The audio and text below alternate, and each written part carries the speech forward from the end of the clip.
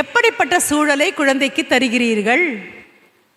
யாரெல்லாம் வந்துட்டு போனதுக்கப்புறம் அவங்கள பற்றி எவ்வளவு விமர்சையாக பேசுகிறீங்க, எவ்வளவு புகழ்ந்து பேசுகிறீங்க, எவ்வளோ ஆரோக்கியமாக பேசுகிறீங்க. வீட்டுக்கு வந்த பெரியவங்களுக்கு போய் தண்ணி கொடு அப்படின்னு சொல்கிறீங்க. ஆமாம், படிக்கிறது தான். நானும் ஆசிரியர் தானே. படிப்பு அவ்வளோ ஒன்றும் பெரிய கஷ்டமான வேலை இல்லை. எப்போ பார் கையில் புக்கை வச்சுட்டு இருந்தால் படிக்கிறாங்கன்னு அர்த்தம் இல்லை, படிக்கிற மாதிரி நடிக்கிறாங்கன்னு அர்த்தம். புக்கு அரை மணி நேரம் கையில் இருந்தாலும் உள்வாங்க முடியும்னா போதும். ஆனால் நம்ம என்ன நினைக்கிறோம், என் குழந்தை புக்கையே கீழே வைக்காமல் படிச்சுட்டே இருக்குப்பா. இல்லைப்பா, கையில் புக்கை வச்சுட்டு பார்த்துக்கிட்டே இருக்கு, அவ்வளோதான். படிக்கிற குழந்தை மற்ற எல்லா வேலைகளும் செய்யும். அப்போ என்வாயரன்மெண்ட்டுன்னு சொல்லும்போது என்ன வேலைகளை உங்கள் குழந்தைக்கு கொடுக்குறீங்க? என் குழந்தைக்கு நான் வேலையே கொடுக்க மாட்டேன் மேடம், ராணி மாதிரி வச்சுருக்கேன் அப்படின்னு சொன்னால் எனக்கு உங்களை பார்த்து பரிதாபம் மட்டும்தான் பட முடியும். இளவரசி மாதிரி வளர்க்குறேன் மேடம், ஐயோ பாவம்னு சொல்வேன். ஏன்னா நாடு சுதந்திரம் அடைஞ்சு 47 சுதந்திரம் வந்தாச்சு, மக்கள் ஆட்சிக்குள்ளே வந்துட்டேன். இளவரசியை வளர்த்து யாருக்கு கொடுக்க போகிறீங்க? எங்கள் நாட்டிலையோ மன்னர் ஆட்சி இல்லை, இளவரசி தேவையே இல்லை. சாதாரண பிரஜையாக அந்த குழந்தை இருக்கணும், அதற்கு மேலே எதுவும் தேவையில்லை. அப்போது குழந்தைக்கு வீட்டில் என்ன வேலைகள் கொடுக்குறீங்க?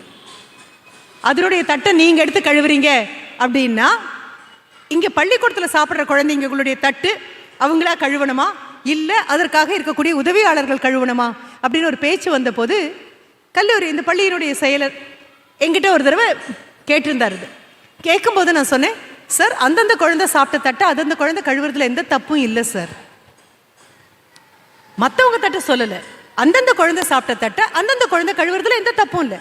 அதில் இருக்கக்கூடிய கருவேப்பிலை, அதில் இருக்கக்கூடிய மிளகா, அதெல்லாம் கொண்டு போய் எங்கே போடணுமா போட்டுட்டு அதிகம் தண்ணி செலவாகாமல் அதே சமயம் ஒழுங்காகவும் தட்டை கழுவ முடியும் அப்படின்னு சொன்னால் அதுக்கு நான் ஒரு காரணம் சொன்னேன். பள்ளிக்கூடத்தில் இந்த குழந்தை இதை படிச்சுது அப்படின்னா நாளைக்கு வீட்டில் தாய் தகப்பனுக்கு உதவும். அம்மா உட்காந்து தன்னுடைய தட்டை கழுவுறதுக்காக தான் சாப்பிட்டுட்டு அப்படியே தட்டை விட்டுட்டு போகணும்னு இந்த குழந்தைக்கு தோணாது. ஏன்னா பள்ளிக்கூடத்தில் இது படிச்சாச்சு.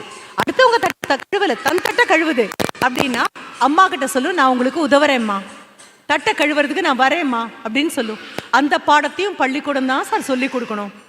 அதனால் வீட்டில் குழந்தைங்களுக்கு என்ன வேலை கொடுக்குறீங்க அப்படிங்கிறத ஒரு தடவை பார்த்துக்கோங்க. வேலை கொடுக்கணும் அப்படிங்கிறது என்னுடையது. வீட்டு வேலையும் செஞ்சுட்டு பள்ளிக்கூடத்துக்கும் வர குழந்தைங்கள நான் பார்த்துருக்கேன். அந்த குழந்தைங்க அதிக மதிப்பெண் வாங்குறதையும் நான் பார்த்துருக்கேன். ரொம்ப அன்பு காமிக்கிறதா நினச்சி செல்லம் கொடுத்து குழந்தைங்களை கெடுக்கிறீங்க அப்படின்னா அந்த என்வாயரன்மெண்ட் அப்படின்னு ஒன்று இருக்கு இல்லையா, அந்த வீட்டை தாண்டி இருக்கக்கூடிய சூழல், தாராளமாக வீட்டை கூட்டி விடலாம், கோலம் போடலாம், துணியை துவைக்கலாம், மடித்து வைக்கலாம், நீங்கள் தேய்ச்சி கழுவின பாத்திரத்தை தொடச்சி எடுத்து உள்ளே வைக்கலாம். தனக்கு மட்டும் சாப்பாடு இல்லாமல் அண்ணனுக்கும் தங்கைக்கும் அப்பாவுக்கும் சாப்பாடு கண்டிப்பாக பேக் பண்ணி கொடுக்கலாம். தன்னுடைய வாட்டர் பேக்கில் மட்டும் இல்லை, எல்லார் வாட்டர் பாட்டிலையும் தண்ணியை பேக் பண்ணலாம்.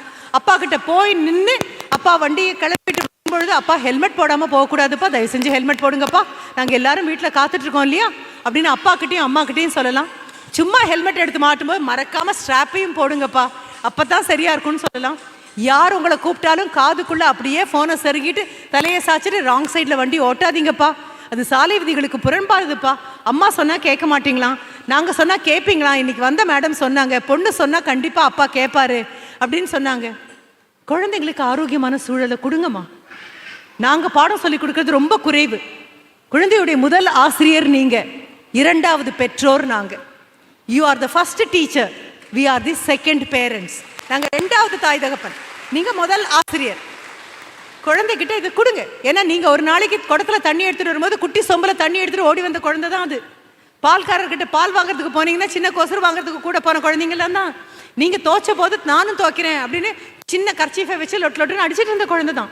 திடீர்னு நமக்குள்ளே என்னமோ பாதி வந்துருச்சு, அடுத்த நிமிஷம் நீ எதுவும் பண்ண வேண்டாம், கூட கூட்டிகிட்டு வாங்க குழந்தைங்கள. உங்களுக்கு உதவ குழந்தைங்க வீட்டுக்கு உழைச்சாங்கன்னா நாட்டுக்கு நாளைக்கு உழைப்பாங்க.